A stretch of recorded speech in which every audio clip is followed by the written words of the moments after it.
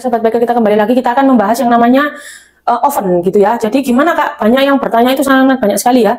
Kak, suhunya berapa, menitnya berapa? Jadi kalau suhu kita pakai ketetapan dari resep masing-masing ya.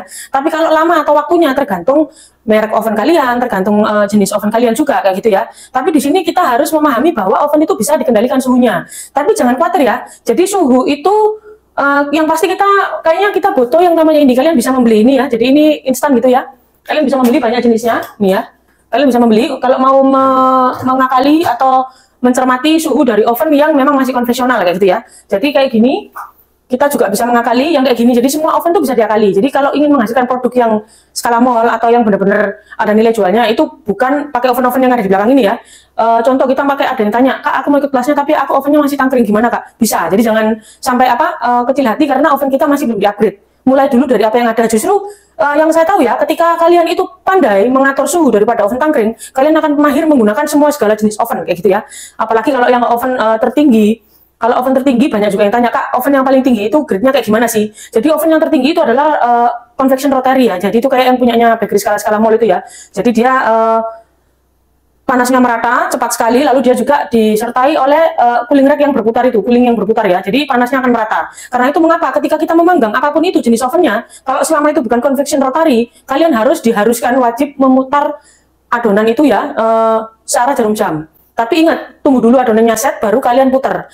Terus gimana Kak kalau suhunya? Ada yang beberapa bilang gini ya, Kak, aku kok takut ya Kak, kalau adonan kalau mau diputar adonannya gimana, nanti ambles atau nanti menciut kayak gitu ya, khusus untuk bolu ya.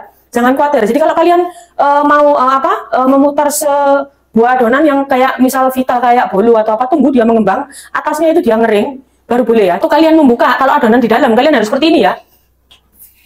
Masuk. Nah, secepat itu ya, supaya suhunya nggak bisa turun. Jadi turun sedikit, nggak usah kalian puter-puter atau kalian bingung suhunya, nggak usah. Jadi cuma gini buka, langsung tutup. Kalau adonan bolu atau cake kayak gitu ya. Kalau adonan kue kering mungkin dia masih, mungkin kalian mau buka lalu mau poles lagi kayak nastar gitu ya, nggak masalah, langsung tutup kayak gitu ya. Terus langsung segera masukkan, jadi nggak perlu otak-atik suhunya kayak gitu ya. Itu cara pemakaian oven yang benar kayak gitu ya, yang simple dan nggak banyak drama itu kayak gitu ya. Jadi di meja kerja kita harus benar-benar cepat ya. Kalau dan oven itu tidak ada patokan. Kalau ada yang tanya, Kak adonan nastar itu kira-kira berapa menit ya? Nggak bisa ngomong ya. Kalau ovennya kalian gini, itu masih lumayan lama. Kalau ovennya kalian, apalagi yang pakai namanya oven tangkring, itu memang masih lama. Jadi semakin tinggi grade oven, suhunya sama, tingkat waktunya yang beda ya. Jadi kalau oven yang model convection kayak gini, dia lebih cepat. Kalau misal oven deck, ya juga cepat. Cuma masalahnya ada beberapa jenis oven yang karakternya lebih khusus untuk adonan apa. Kalau oven deck itu dia lebih khusus untuk adonan roti kayak gitu ya. Meskipun bolu atau kue kering tetap bisa, cuma lebih mudah handle-nya kalau dia model convection kayak gitu ya. Tapi kalau roti memang deck itu jago kayak gitu ya, atau mungkin adonan roti sourdough atau gimana itu memang oven deck kayak gitu ya. Terus kalau masalah waktu dicek berkala. Jadi nggak ada oven apapun itu, sejenis apapun itu, kecuali convection rotary yang benar-benar adonannya apa, dia sudah disetting semua.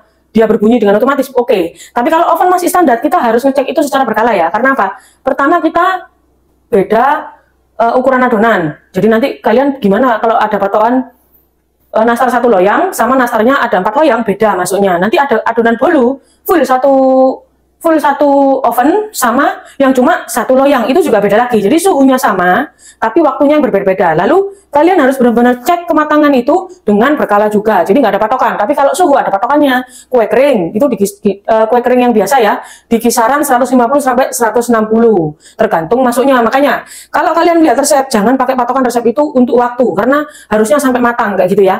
Terus kalau untuk bolu, untuk cake yang bagus, dia tidak pecah, dia tidak over gitu ya, apapun itu 160 kurang lebih ya, 160 sampai 170 tergantung adonan kalian, skala kalian kayak gitu ya.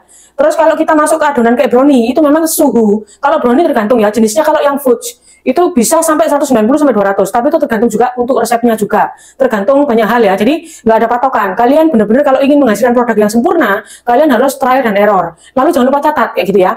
Jadi suhu sama semua, tapi waktunya yang berbeda. Jadi kalau oven tangkring akan berbeda waktu dengan oven elektrik atau oven yang listrik daripada oven yang tangkring kayak gitu ya. Kalau oven convection yang sudah kayak gini, dia jauh lebih cepat lagi, tapi suhunya sama kayak gitu ya. Terus tetap akan diputar searah jarum jam ketika adonan sudah set. Jadi jangan lupa ya, tidak ada patokan waktu, tapi yang benar patokannya itu adalah pada suhu. Terus suhu misal Kita membuat nastar. Nastar itu maunya halus, nggak rata. Suhunya bisa di kisaran 130 sampai 140 kayak gitu ya.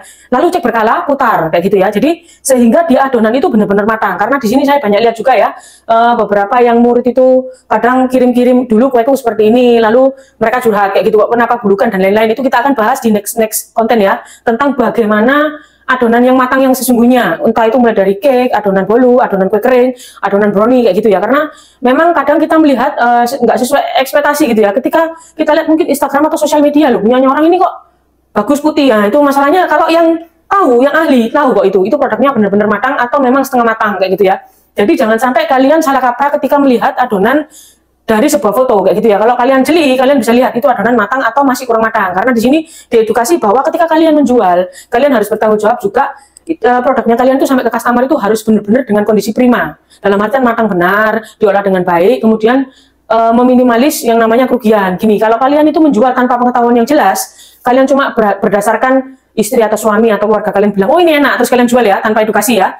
Yang ada ya, kalian jual kok kadang ada yang bertanya, loh kak aku sudah jualan ini enak, tapi kok nggak ada yang beli. Kemarin ada yang beli, hari ini kok lebaran ini kok aku semakin menurun. Nah, kadang ada orang yang komplain. Gimana? Komplainnya dia tidak langsung mungkin ya, tapi dia berhenti membeli. Jadi kita harus mengedukasi diri kita setiap hari, apalagi dalam hal ini oven.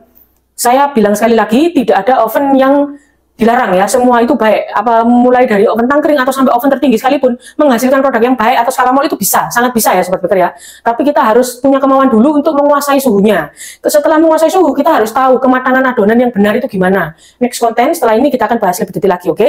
Jadi jangan lupa untuk oven apapun bisa menghasilkan semacam burnt cheesecake, semacam roti yang skala mol atau kue kering yang hebat gitu ya, yang maksudnya renyah sampai dalam bisa. Jadi itu tergantung edukasi, kalian mau belajar apa enggak kayak gitu ya. Kalau mau belajar, boleh follow akun kita di Instagram kursus baking private atau di YouTube-nya kita. Jangan lupa selalu cek karena pasti ada yang baru kayak gitu ya. Terus jangan lupa juga baca-baca, mungkin banyak ya sumber hari-hari ini, tapi jangan lupa pakai sumber yang benar. Jadi jangan sumber yang cuma asal konten gitu ya, bukan ya, tapi sumber yang benar-benar nggak membuat kalian rugi. Karena semoga dengan adanya akun ini kalian bisa benar-benar diedukasi dengan benar, oke? Jadi jangan lupa yang tanya-tanya masalah oven apapun itu, jenis adonan apapun, suhunya berapa, bisa komen di bawah, nanti pasti akan dijawab ya. Kalau ditunggu ya, kalau memang belum sempat, karena kan banyak juga ini urusan-urusan, tapi pasti dijawab. Jadi komen aja kalau kalian mau tahu adonan ini suhu ini berapa ya tepatnya, tapi jangan tanya waktu, karena waktu tidak pernah tak jawab ya.